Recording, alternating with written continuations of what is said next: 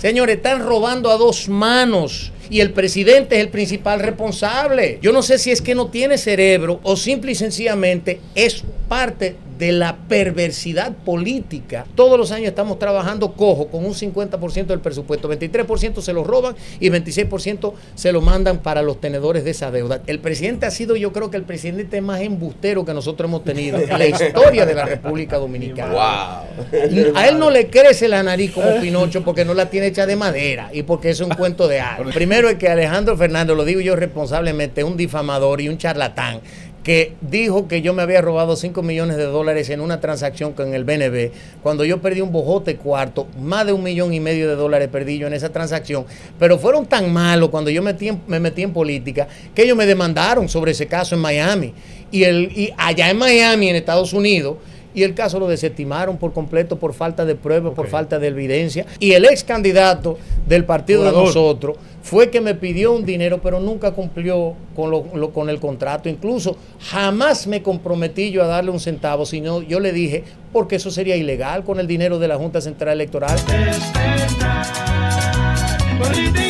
Seguimos en su programa Despertar Político y como siempre recibimos con un fuerte aplauso al invitado de hoy, Ramfis Trujillo. Ramfis es una persona, diría el gobierno, muy controversial y dirían los opositores muy dócil en el discurso para la oposición, pero contundente en sus firmes convicciones. Ramfis, querido, buenos días. Qué gusto.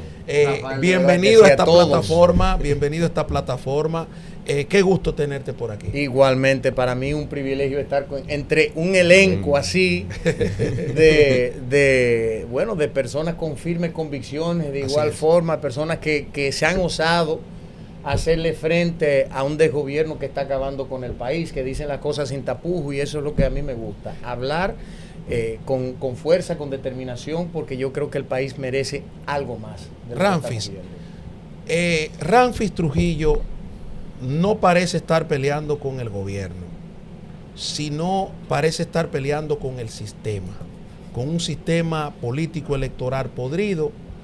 Y lo digo así porque hemos visto la lucha incansable que has tenido para poder ser candidato presidencial, poder establecer un partido, poder estructurar lo que es una organización política. ¿Cuál ha sido el paso más difícil para Ramfis Trujillo en toda esta etapa de esas luchas que tú has tenido?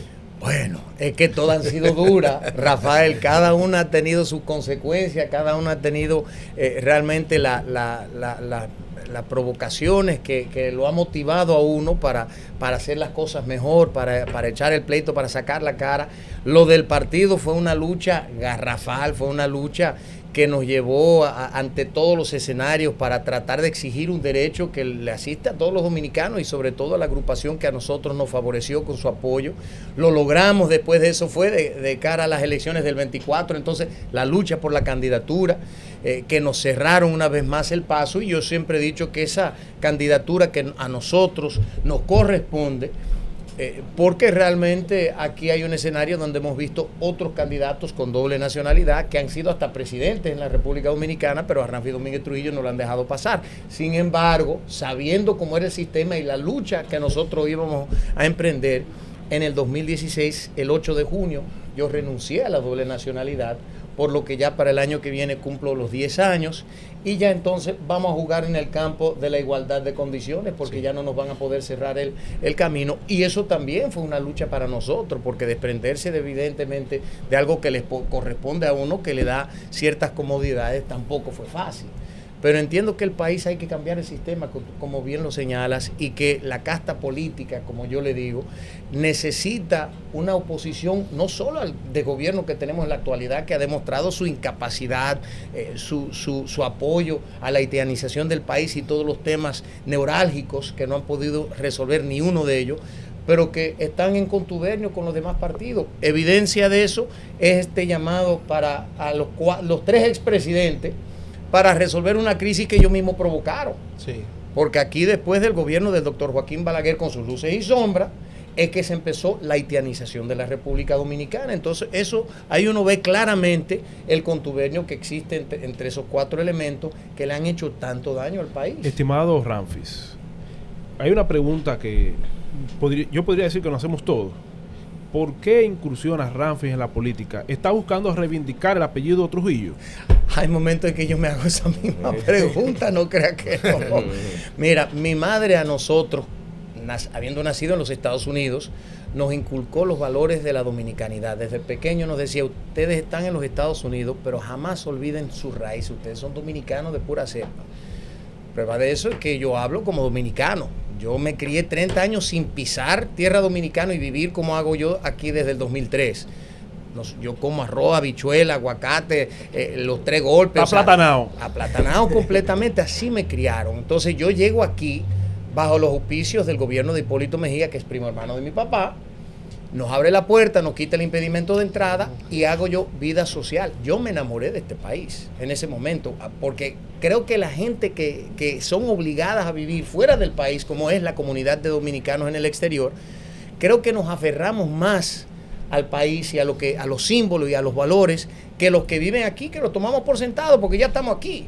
Sí. Pero nosotros lo sentimos y queremos estar aquí. Cuando yo llego aquí me enamoro del país y veo cómo hacen las cosas al revés, cosas que ya uno dice, pero señores, pero ¿y por qué ustedes no hacen esto así? Cosas axiomáticas. Y ahí poco a poco ese enfrentamiento al sistema se convierte en un proyecto para no político. perder el hilo en esa misma línea, usted en la diáspora, y mucha gente le critica, sí es bueno, porque se fueron con el bojote cuarto del erario público.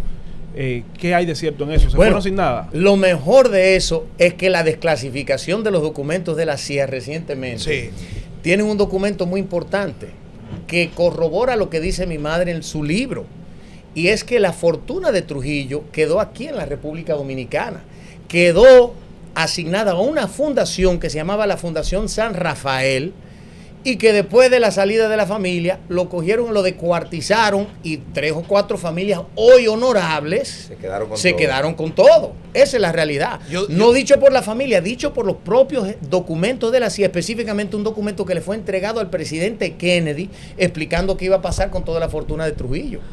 Las últimas empresas la vendió Leonel Fernández en su gobierno. Y así nosotros hemos visto que todo lo que quedó aquí, todas las propiedades, todo quedó aquí. Yo siempre justifico, discúlpame Norisbel para darte paso, yo siempre justifico en un análisis histórico que la primera manifestación de una extinción de dominio, de una ejecución de la ley de extinción de dominio aún no existiera, fue con la muerte de Trujillo, porque todos los bienes de Trujillo pasaron a, entre comillas, al Estado Dominicano, y después vino entonces el reparto. Adelante, Norisbel.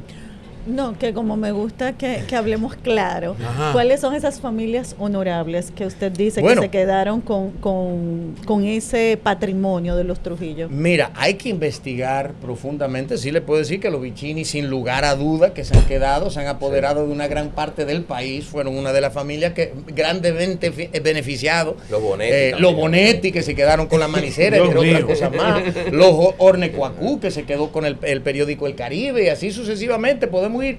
Ahí hay un reporte que hizo Tirso Rivera, un gran contable, en junio del 1961, donde en ese reporte él desglosa todas las propiedades, las empresas, todo, que eran de Trujillo, de la familia, de los allegados, de lo que fuera. Y ahí está ese reporte. Hay que sentarse con ese reporte y entonces decir, ven acá, ¿y tú cómo terminaste con tal cosa? Enséñame cómo tú compraste. Porque ese es el proceso que hay que hacer ahora mismo. Yo entiendo, evidentemente, que hay leyes que prescriben, que van a decir, señores, no, ya eso no se puede, ya eso es de él, porque no lo sometimos a tiempo. Pero en honor a la verdad se tiene que hacer. Ahora, las familias que se sientan motivadas a hacerlo, que devuelvan la cosa para que el erario público pueda disfrutar como fue el propósito de todo eso. Pero en ese momento eran de los Trujillo.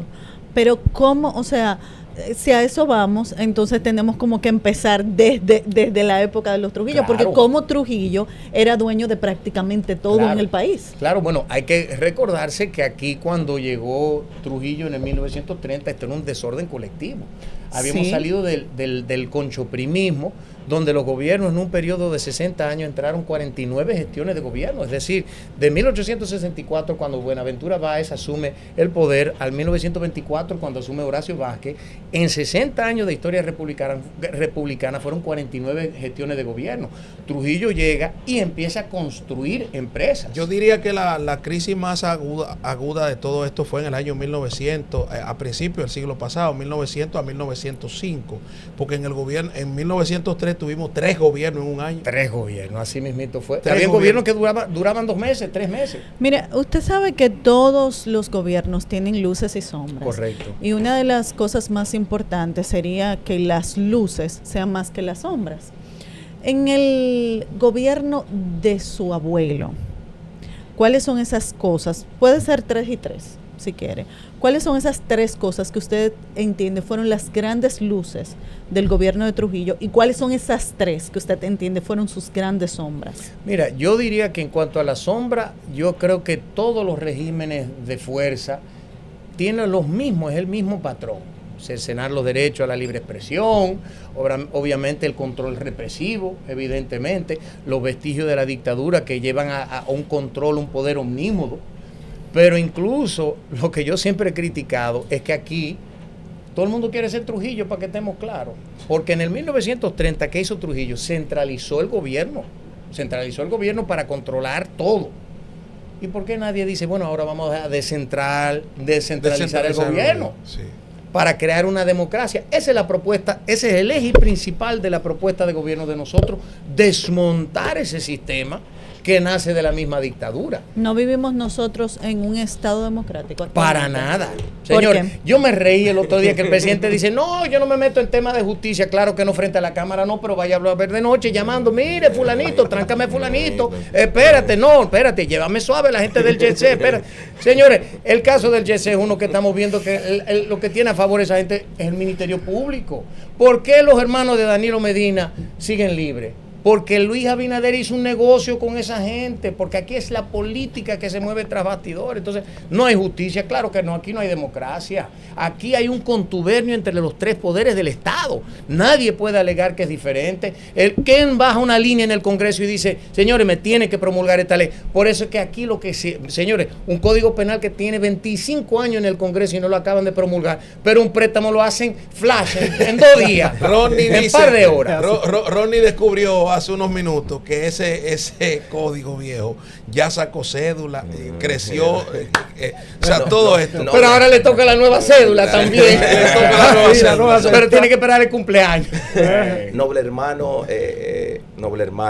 Ramfi Trujillo, cuando observamos el comportamiento histórico de las inversiones de la infraestructura de este país, en el 1916-24, que este país era una aldea con menos de 200,000 habitantes, quienes hacen las carreteras son los americanos cuando llegan.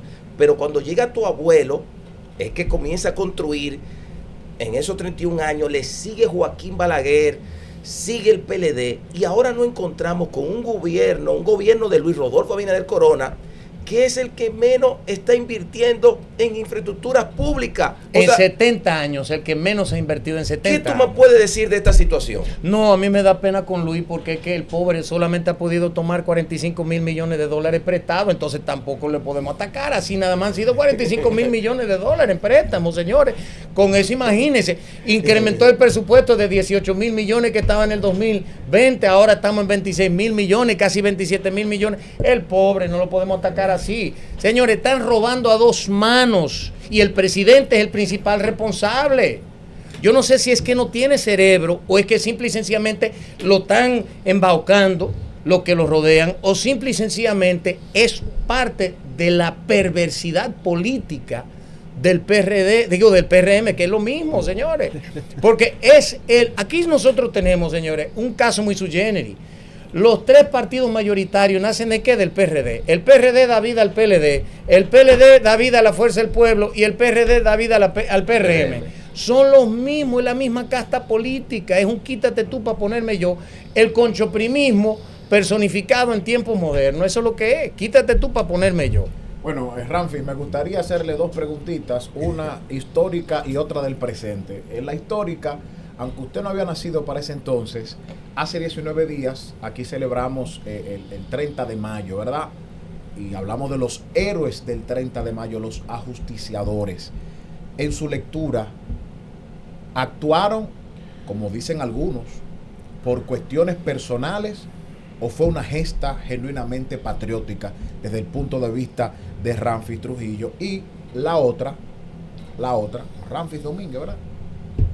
Es, en la actualidad, usted mencionaba el tema migratorio, las 15 medidas que ha aplicado el presidente. Se habla de una disminución de las parturientas en los hospitales, se habla por consiguiente de una disminución también del gasto del gobierno en ese sentido. O sea, sé cuál es su discurso con respecto al tema migratorio y me gustaría saber cuál es su opinión al respecto.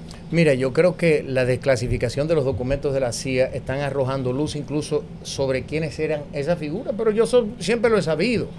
Para mí no fue para nada una gesta patriótica, para nada, porque si se hubiesen querido casar con la gloria, hay que entender algo. Esos eran los amigos de Trujillo. Ellos eran los amigos de Trujillo que entraban al despacho armados. Señores, yo les voy a decir una cosa. El que entra a mi despacho, que no soy nadie, simplemente el presidente de un partido, el que entra armado, porque el político no tiene que andar armado, claro. El que entra a mi despacho con su arma en mano es porque son de mi entera confianza. Claro. Ahora, si yo quiero acabar con el monstruo de Trujillo y casarme con la gloria, hermano, entre al despacho, dele 3 plomazos a Trujillo, mátelo, usted sabe que lo van a acribillar, pero se casa con la gloria. No fue así. Los documentos de la CIA dicen que eran unos patanes, peores que Trujillo, y que lo que querían era quitar a Trujillo para asumir ellos el poder. Eso lo dicen los documentos de la CIA y fue así. Antonio de la Maza, señores, ¿quién era? Antonio de la Maza le decían el carnicero de Independencia. Ellos tenían aserradero por allá y le decían el carnicero de Independencia. Juan Tomás Díaz le decían el verdugo de Moca. Juan Tomás Díaz fue tan malévolo que le dejó embarazada la hija de su hermano, Chana, cuando se fue a dar un tour por el país y se tuvieron que casar. Por eso es que los hijos de ellos son Díaz, con su propia sobrina.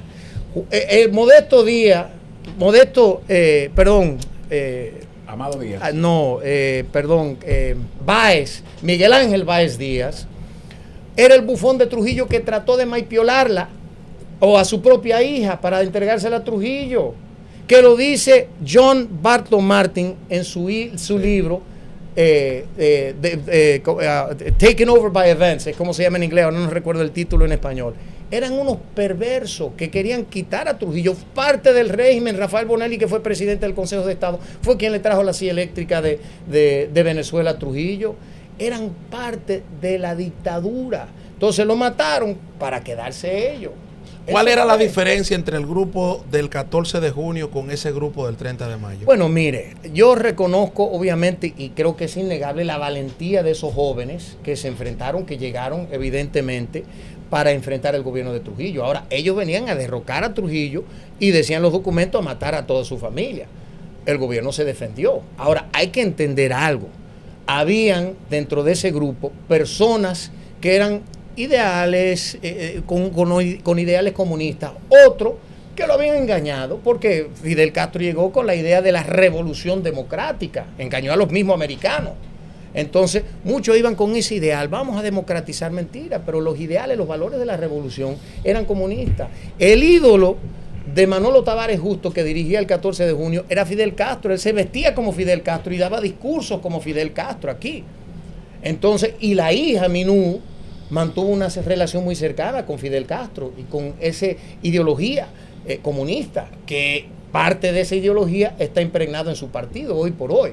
Entonces son personas que nacen de esa ideología izquierdista que tanto daña. Ahora yo le digo a la gente, señores, si el 14 de junio hubiese tenido éxito, hoy fuéramos un Cuba más. ¿Y quién aspira a tener lo que nosotros tenemos hoy en Cuba? Absolutamente nadie. Usted menciona a Minú, con permiso de mi compañero, sí. Y menciona otro evento histórico bastante interesante. La muerte de las hermanas Mirabal. ¿La ordena Trujillo o quién la ordena? No, eso es sencillo. Eso lo ordena entre Antonio Inver Barrera, Luis Amía Matío, y eso incluso... ¿La muerte de las hermanas Mirabal? Sin lugar a duda. sin lugar a duda. Señores, el 2 de noviembre del 1960 se produce un documento entre Plato Cox, que era agente de la CIA aquí en República Dominicana, y Antonio Inver Barrera, donde le dice que el gobierno norteamericano no se podrá involucrar en ningún movimiento adverso al régimen hasta no producirse un acontecimiento desestabilizador. Eso fue el 2 de noviembre, 23 días antes de matar a las hermanas Mirabal. Y el 23 de diciembre, casi al mes, hay otro documento donde el gobierno aprueba la suplantación de Trujillo con Pupo Román Fernández, que era secretario de la Fuerza Armada. ¿Y qué procuraban ellos con esa jugada entonces? Desestabilizar el gobierno. Señores, Trujillo sabía perfectamente lo que le iba a acarrear, ese nefasto hecho. Ahora, lo que yo siempre he dicho, para mí son heroínas. Lo haya matado Trujillo o las hayan matado los que se oponían o querían derrocar a Trujillo, son heroínas porque murieron víctimas de ese momento histórico, sin lugar a dudas, y se enfrentaron al gobierno. Se empantalonaron y se enfrentaron al gobierno, eso no le quita nada. Ahora las utilizaron a ella como blanco para llamar al repudio internacional. Pero, perdón. Vamos a ver. Perdón. O sea, usted me quiere decir que todas esas muertes, que todas esas personas que metían en la cárcel de la 40, que toda esa situación que fue provocada, o sea, no fue por Trujillo, porque realmente, entonces la historia está totalmente desvirtuada. No, según es que lo que usted está diciendo. La historia está totalmente desvirtuada, pero yo no me estoy refiriendo a la 40, yo me estoy refiriendo a un caso específico de las hermanas Mirabal.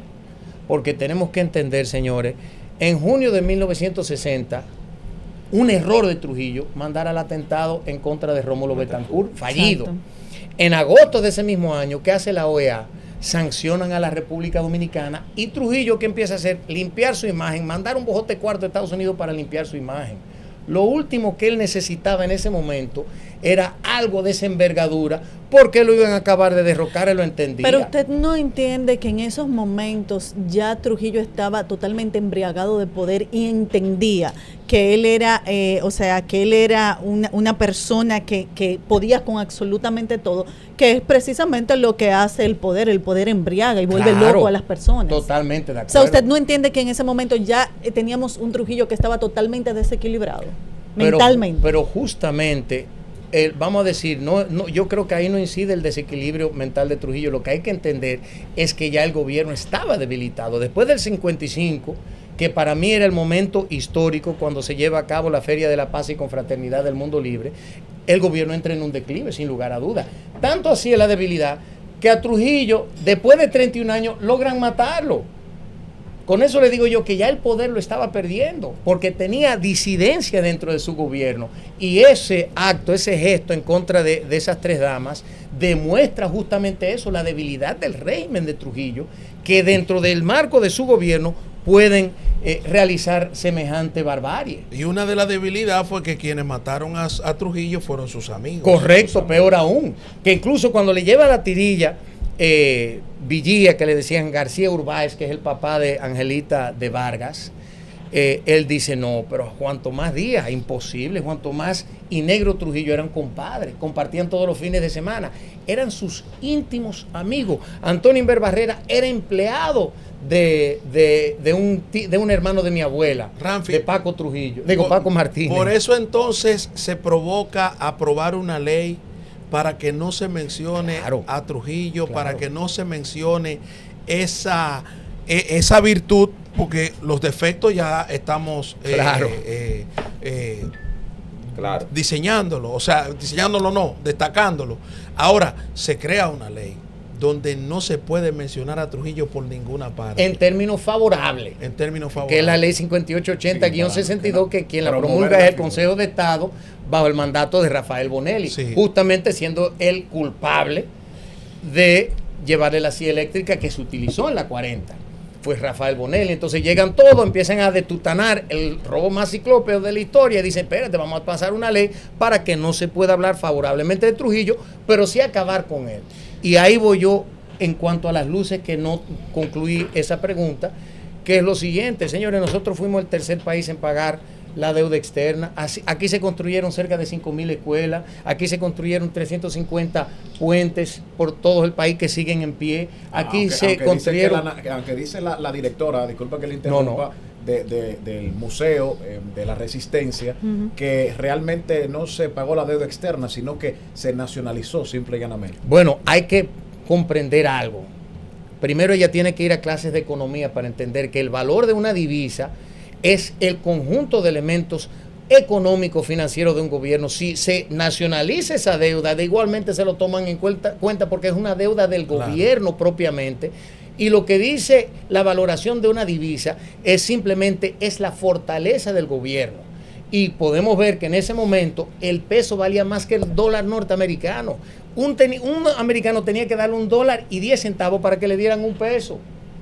Entonces, eso es absurdo decir que se nacionalizó la deuda. Eso es imposible. Eso no se toma en cuenta así. Hoy por hoy, la divisa dominicana, el peso, que se creó justamente en 1947 después de pagar la deuda externa el 19 de julio, en agosto de ese año se crea el Banco Central y se establece la moneda dominicana. Es una moneda que hoy fluctúa sobre la base de que los empréstitos, por eso es que querían venir aquí a imponer una reforma fiscal en enero, justamente porque los tenedores de la deuda le dijeron ustedes no tienen poder para ya seguir cogiendo préstamos. Ramfi, quería preguntarte de manera rápida. Yo le pedí a mi director un comentario que me hacen en las redes en estos momentos. Yo digo, Dios mío, el pueblo expresando, ojalá gobernara Trujillo. ¿Por qué tú crees que han pasado tantos años? Porque no saben lo que una dictadura. Y la gente sigue, quiero pedir al director, sigue queriendo a Trujillo. Es que es sencillo, los que hacen esos comentarios. Ojalá gobernara un Trujillo en República Dominicana. Pero hace 8 minutos me lo acaban de escribir. Es que eso es una voz colectiva en todo el país. Y la juventud es quien lleva esa voz cantante hoy por hoy. Porque se han dado cuenta de algo.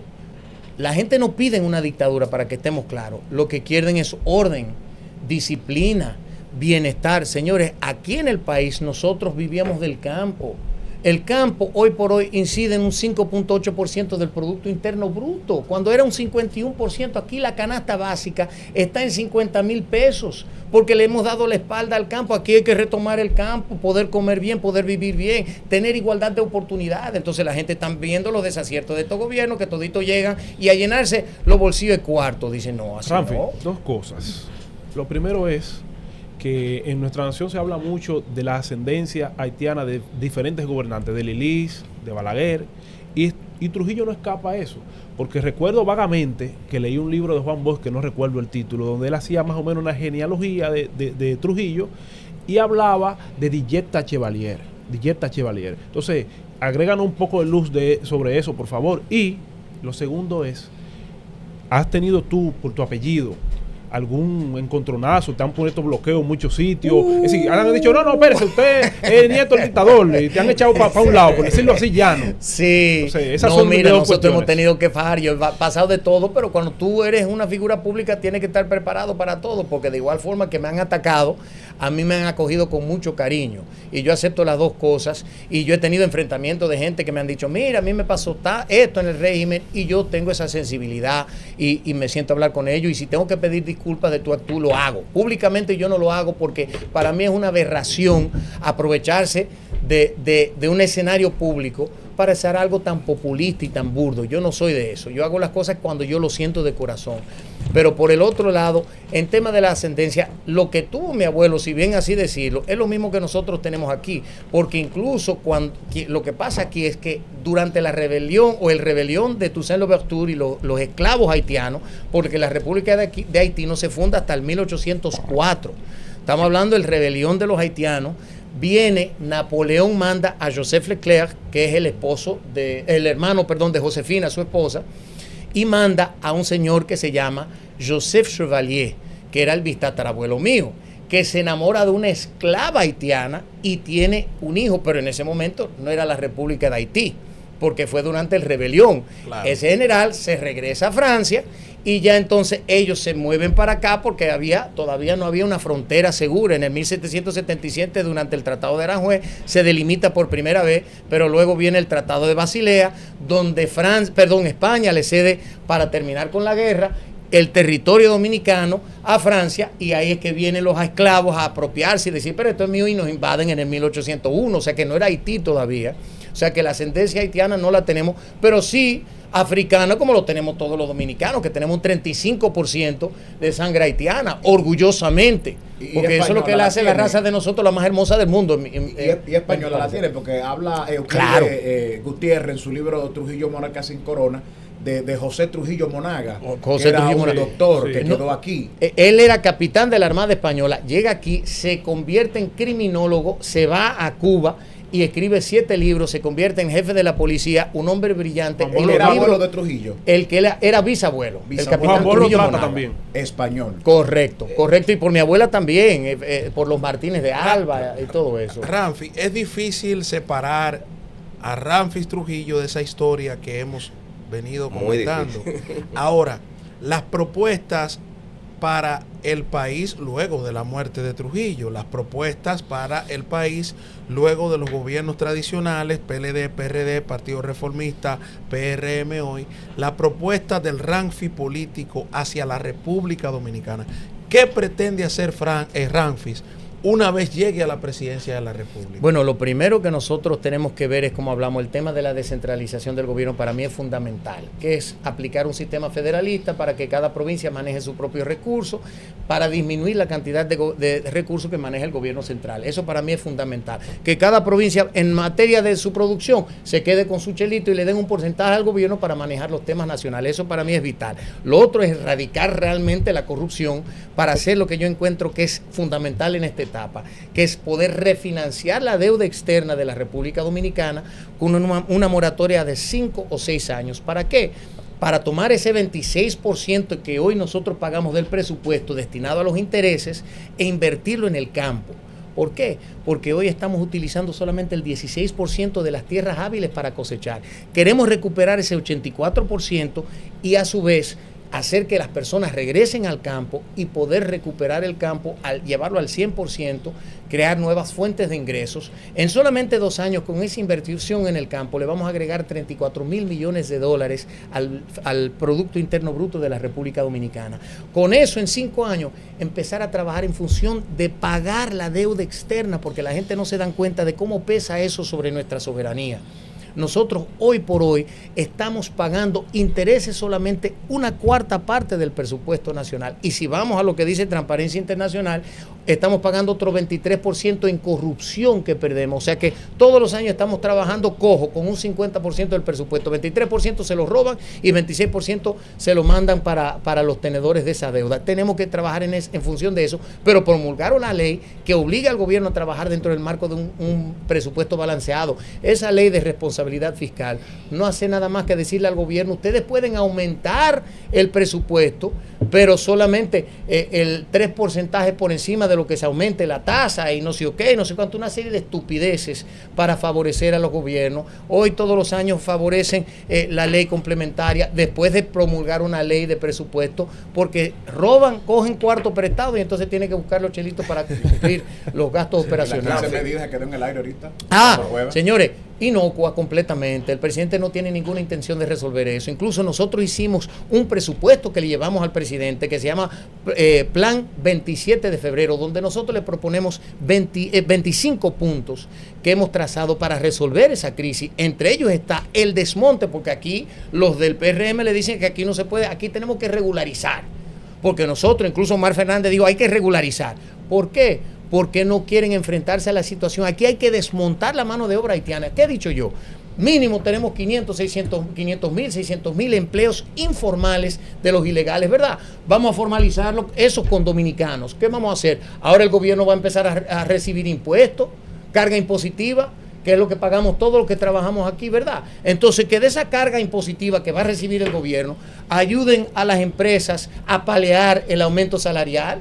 vamos a ponernos de acuerdo, vamos a ayudar al empresariado aquí porque queremos también, yo creo en la empresa libre, yo creo en la empresa privada, yo no creo en cómo han hecho esta gente que fue incrementar la cantidad de empleados de gobierno de 620,000, hoy tenemos casi 740,000, le han agregado 120,000 empleos al gobierno. El protocolo hospitalario, esto de que la parturienta, hay una gente migratoria en los hospitales. Bueno, suena muy bonito para que lo crea el presidente. El presidente ha sido, yo creo que el presidente más embustero que nosotros hemos tenido en la historia de la República Dominicana. Wow. A él no le crece la nariz como Pinocho porque no la tiene hecha de madera y porque es un cuento de hadas. Pero dice que se está aplicando, disminuyó de un 38 a un 19%. No, igual, no, pero señores, aquí la economía está sumamente bien. No, pregúntele al dominicano de la calle. Aquí la delincuencia la han disminuido muchísimo. Pregúntele a la ministra de Interior y Policía. Aquí nosotros no tenemos problemas de deuda. El país es un país perfecto, según el presidente de la República, y estamos resolviendo la crisis haitiana. Aquí todos los problemas, los hospitales están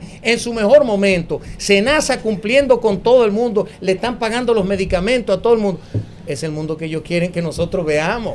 Ahora, salgan a la calle y pregúntenle al dominicano de a pie qué es lo que está pasando y le van a decir, eso es otra historia. Estimado hermano, quiero irme a la historia. Hace una semana estuve observando una revista muy famosa, la revista Renovación, de un periodista, Julio César Martínez, que tuvo una labor protagónica en el periodismo en los primeros 12 años de Joaquín Balaguer. Me encuentro con un artículo muy importante de Julio César Martínez que habla de la época de Trujillo y de las intenciones que tenía Trujillo de ocupar el territorio haitiano.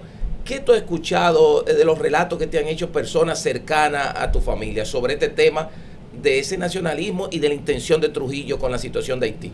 Mira, realmente yo creo que la intención de Trujillo no era ocupar Haití, sino hay que entender incluso que quien empezó a ordenar la casa en Haití fue Jean-Claude Duvalier, Papadoc, como le decían. Y evidentemente quien puso a Papadoc en Haití fue Trujillo por medio de sus relaciones con los Estados Unidos. Él entendía claramente lo que yo entiendo hoy, que para nosotros resolver la crisis en Haití y en República Dominicana es reordenando, reconstruyendo Haití. Nosotros no podemos entender que dentro del meollo que ellos hoy por hoy exhiben, vamos a poder resolver esa crisis. Nosotros podemos cerrar la frontera y esa crisis va a seguir.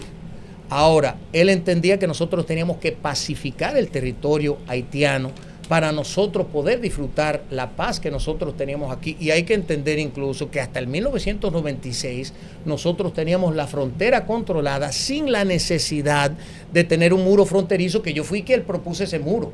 Porque yo dije, señores, que nosotros necesitamos un muro. Y la gente que me critica, digo yo, pero ¿eso es bíblico, señores? El muro es bíblico. Pero es que la crisis de Haití nos está afectando. Incluso yo le estoy, bueno, no quería, Ángel me va a matar por haber dicho esto, pero le estoy escribiendo una carta al Santo Padre, luego del artículo que salió, donde yo le estoy, claro, yo le estoy explicando la realidad, que esa carta se le va a entregar hoy al nuncio apostólico, la realidad de la República Dominicana, porque aquí nosotros hemos sido irresponsables, los gobiernos no han sacado la cara, no han creado la retórica correcta en el ámbito internacional, han permitido que nos tilden de xenófobos, de antihaitianos, de racistas, en vez de decir, señores, eso no es verdad, la República Dominicana no puede cargar el peso, señores, nosotros tenemos un altísimo nivel de pobreza aquí en la República Dominicana y tenemos que atender a los nuestros primero. Ramfis. Dios. Ese es nuestro deber. Estimado Ramfis, yo tengo que decirte que a mí me gusta tu forma de comunicar. Me encanta. Gracias. La forma que lo haces, que sonríes, a mí me encanta. Pero No. Es el alma del fundado. Yo sentí Ya te lo conocí. Prepárate, Ramfi. Cuidado, Ramfi, cuidado, no caiga en gancho. Mira, Ramfi, aquí a mí me gusta hacer las preguntas difíciles. Ajá. Lo que la gente no expresa. Que la Claro. gente quiere saber y yo quiero saber. Claro. Hay una nebulosa que a mí no me ha quedado claro si eso está zanjado. A usted, escúchame. No, trátame de ti, yo soy muchachito, es la calva Bueno. que me delata, señora, eso le agrego un par de añitos. Alejandro W. te tiró unos fuetazos durísimos. Unos líos de unos cuartos, un bojote cuarto, con el BNB, no me acuerdo con qué banco era, un lío internacional, no sé, con unos millones, yo no me acuerdo el caso ahora mismo. Y entonces, eso quedó debidamente zanjado. Y lo otro es, el cobrador dice que tú lo cubiaste. ¿Qué fue lo que pasó ahí? Mira, lo primero es que Alejandro Fernández, lo digo yo responsablemente, es un difamador y un charlatán que dijo que yo me había robado $5 millones en una transacción con el BNB, cuando yo perdí un bojote cuarto, más de $1,5 millones perdí yo en esa transacción, pero fueron tan malos cuando yo me metí en política, que ellos me demandaron sobre ese caso en Miami, y allá en Miami, en Estados Unidos, y el caso lo desestimaron por completo por falta de pruebas, por falta de evidencia. Después de eso me investigó la FBI, porque alegaron que me había robado no solo los 5 millones del BNB, pero sino después salieron que yo me robé $5 millones de dinero de campaña cuando yo sustenté mis propios gastos de campaña, de mis negocios, de mis empresas. Duré yo 3 años y medio bajo la investigación de la FBI. El único político de República Dominicana que es capaz de superar una investigación de 3 años y medio de la FBI en Estados Unidos, y me descargaron en el 2023, no se atrevieron, porque se dieron cuenta que todo lo mío ha sido decoroso. Yo manejo la cosa con pulcritud, y el ex candidato del partido de nosotros fue que me pidió un dinero, pero nunca cumplió con el contrato. Incluso jamás me comprometí yo a darle un centavo, sino yo le dije, porque eso sería ilegal con el dinero de la Junta Central Electoral. Yo le dije, si usted se gasta ese dinero en campaña, nosotros se lo podemos recompensar. Pero ese hombre es maduro. Yo nunca había visto una gente así. Él pensaba que iba a ganar yo no sé con qué, por obra del Espíritu Santo, con la gracia de la carga que él tiene también. No, señor, y no gastó un peso en campaña. No gastó un peso en campaña. Ramfi, ya usted tiene su partido, pero ahora el Tribunal Constitucional ha emitido una sentencia que vimos en principio que todo el mundo le marchó en contra, pero de buenas a primeras se está respaldando un proyecto de ley que ha enviado la Junta Central Electoral con esa facultad, esa iniciativa, ¿verdad?, legislativa que tiene en materias electorales, que es su competencia. ¿Cuál es su opinión de las candidaturas independientes, que si bien usted no hubiese tenido la oportunidad de organizar un partido luego de todas las trabas, hubiese sido una opción las candidaturas independientes? ¿Cómo usted ve eso en la República Dominicana? Mire, nosotros entendemos que la candidatura independiente es algo bueno y válido. Incluso en el 2020 yo me declaré candidato independiente por medio de la ley de régimen electoral en ese momento y su artículo 147, 148 y 149. Yo me agarré de eso. Ahora, ¿cuál es la diferencia, señores? Que en este momento hay personas que han salido a defender la candidatura independiente, que tienen 10 años haciendo política y se quieren agarrar de una candidatura independiente, pero sin la exigencia de que presenten firma. Señores, nosotros tenemos una clase política, es difícil formar un partido. Señores, nosotros formamos un partido que duramos años haciéndolo. Nosotros entregamos a la Junta Central Electoral con casi 500,000 firmas en el 2021. Casi 2,000 firmas, 500,000 firmas, 473,000 y pico. Solamente aquí en el territorio nacional, y casi 300,000 fuera del país. Era un total casi de 800,000 firmas, que no lo podían creer cuando nosotros lo entregamos. Pero fue guayando la yuca, trabajando, fajándonos para eso. Hoy por hoy nosotros tenemos un partido que en menos de 2 años, la encuesta Gallup de febrero, dice que nosotros somos el cuarto, la cuarta fuerza, porque es el cuarto partido en la preferencia del electorado. Eso es un hito histórico para la República Dominicana. ¿No teme Ramfis Trujillo a que esos sectores que él ha mencionado se vuelvan en su contra y comiencen a partir de estos momentos donde ese partido está creciendo, donde ese partido está siguiendo los pasos de un crecimiento electoral significativo, como usted lo dice? ¿No tiene Ramfis el temor de que esos sectores atenten contra usted? Más de lo que han atentado en contra de nosotros hasta el día de hoy, yo no creo que puedan, pero la realidad es que yo tengo grandes amigos en el sector empresarial aquí de la República Dominicana, y ellos han visto las propuestas nuestras. Ellos saben que nosotros creemos en el sector privado, que vamos a dar un espaldarazo a las empresas aquí en la República Dominicana, pero dentro de un marco donde todos los dominicanos tengan igualdad de oportunidades y podamos echar para adelante todo. Lo que nosotros no podemos ver es quedarnos de brazos cruzados ante los monopolios que se han construido aquí en la República Dominicana. Nosotros tenemos que adecentar el campo laboral, nosotros tenemos que transformar el sistema económico productivo del país para que todo el mundo tenga la oportunidad de ganarse para de pesito. Ahora, lo que yo siempre he dicho, Rafael, es que aquí los dominicanos buenos somos más. Sí. Y nosotros no necesitamos el dinero del sector privado, no lo necesitamos, porque nosotros tenemos un apoyo económico que viene de otro grupo que se ha manifestado mucho más que los grandes empresarios aquí, que son los dominicanos del exterior. Que los dominicanos del exterior, hoy vi yo que las remesas creció aún más, creo que ha llegado a 4.9 mil millones de dólares en este trimestre. Entonces hay que agradecerle eso, señora, a esa comunidad que nos han dado el sustento y el apoyo, y nosotros le damos, ¿cómo le recompensamos eso? Dándole la espalda, Ramfis, yendo allá a buscar chelito y sin resolver un solo problema a esa comunidad. Ramfis, dos cosas. Hablabas de que Hipólito Mejía levantó el impedimento, creo que fue, para que tú entraras al país. En ese mismo sentido, Balaguer te llegó a recibir a la familia. ¿Cuál fue el trato de Balaguer hacia ustedes? Y lo otro es, en un momento dado, no recuerdo, llegaste a hablar de mano dura sin dictadura. Entonces, en ese sentido, ¿cómo tú ves estos nuevos uniformes de la policía, la intervención en Capotillo, lo que está haciendo Faride? ¿Cómo tú ves eso?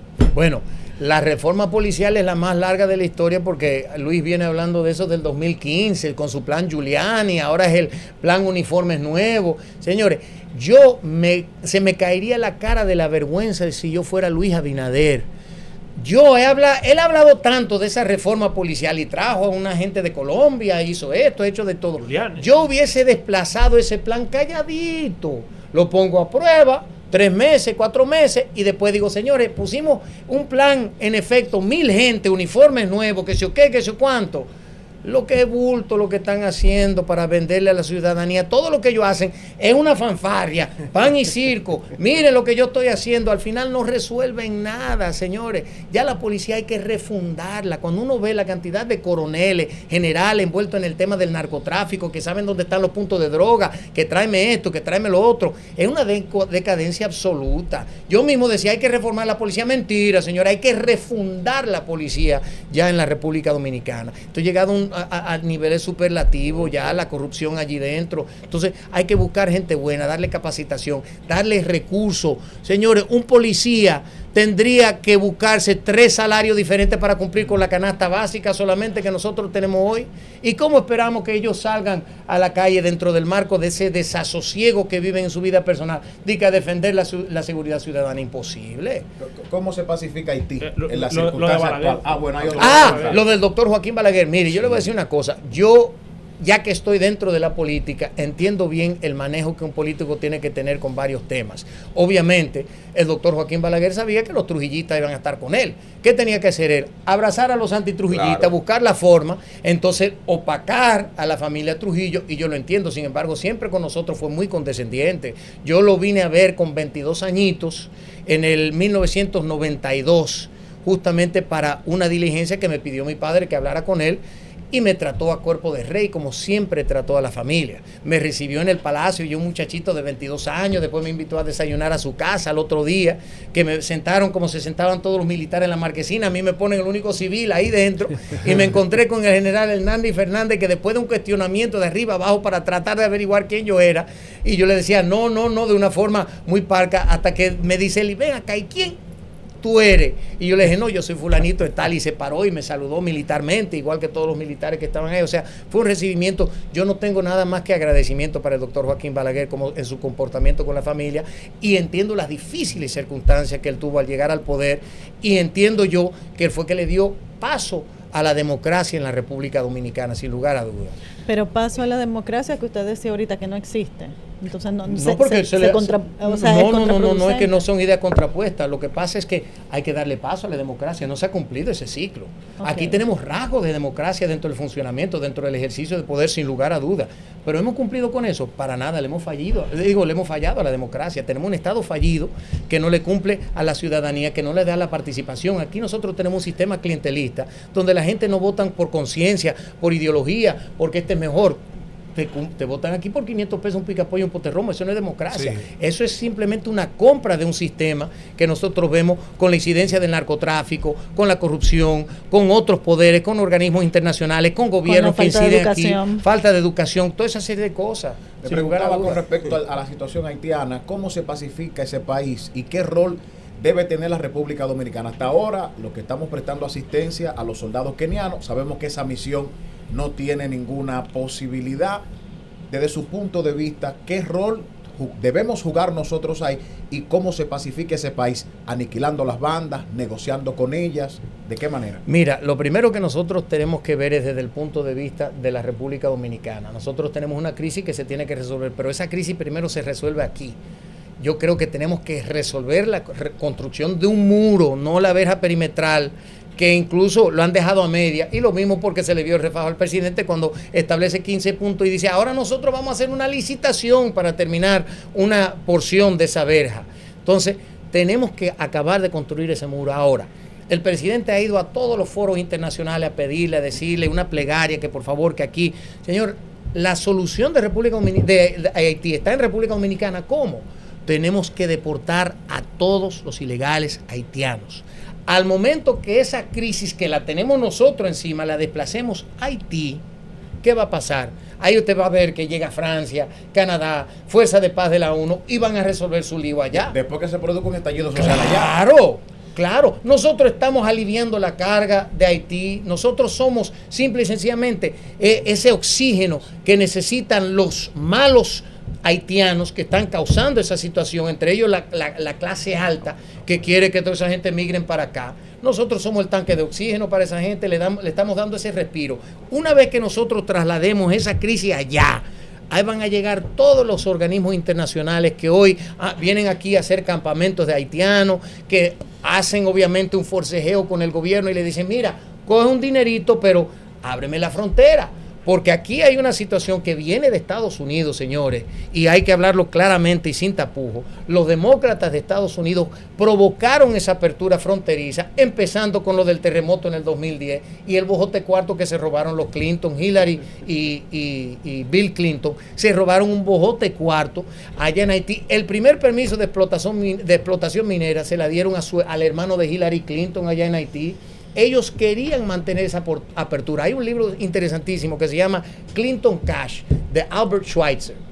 Ahí él desglosa todos los malabares de los Clinton allá en Haití. Y acuérdense que Clinton incidió en la victoria de Obama, Obama incidió en la victoria de Biden, y así sucesivamente. Ellos han ido provocando esa apertura fronteriza. Ahora tenemos un cambio radical en la política de Estados Unidos, y el secretario de Estado de Estados Unidos vino aquí y le dijo al presidente, deporten, nosotros lo vamos a apoyar, deporten. Porque yo sé bien cuál fue esa conversación que ellos sostuvieron. Nosotros le vamos a apoyar en sus decisiones migratorias. Hagan lo que tengan que hacer. O sea, que hay que aprovechar este momento. Claro, señores, la coyuntura histórica perfecta. Ramfi, darte las gracias, hermano, por estar aquí. ¿Se acabó? Sí. Nos están haciendo más señas que un tráfico aquí, pero mucha gente conectada, señores. Mucha gente conectada en el día de hoy. Esta entrevista se ha disparado. De verdad que muchos seguidores, Ramfi, tú tienes aquí, por ejemplo. Muchos seguidores. Darte las gracias una vez más y pedirte un mensaje para tu pueblo. Bueno, primero agradecerles a todos ustedes la oportunidad del diálogo. Para mí es interesantísimo y tratar hasta las preguntas difíciles para que estemos claros. Me gusta. No, porque es importante. Esas son inquietudes que tiene la gente y uno tiene que responder. Porque si uno aspira a ser una figura pública, sobre todo aspirando a la presidencia, aunque no estamos a destiempo todavía, pero estamos dentro del marco del trabajo del partido, y uno tiene que someterse al escrutinio público más severo y que la gente lo conozcan a uno y que uno realmente está tratando de hacer un trabajo en aras de transformar este país y de restaurar el país, que es lo que nosotros necesitamos. De modo que gracias por la oportunidad, y a los dominicanos decirles que aquí tienen su partido, el PED, que está realmente causando estragos. A mí me dijo alguien el otro día, de otro partido, no voy a decir quién, pero fue un alta dirigente del partido, dice, Ramfi, tú estás dando mucha agua de beber. Digo, hace falta. De modo que gracias, Margarita, por eso. Pero bueno, señores, gracias a Dios. Señores, este hombre se ha despedido con un bucapié. Una gran comisión le acompaña, encabezada por el hermano Jorge Puello. Ángel Puello, me va a matar Ángel. Una gran comisión con él, y de verdad, señores, agradecido de haber estado con ustedes. Ramfis Trujillo, candidato presidencial, y un hombre de luces que aborda los temas nacionales en la República Dominicana. Hasta la próxima.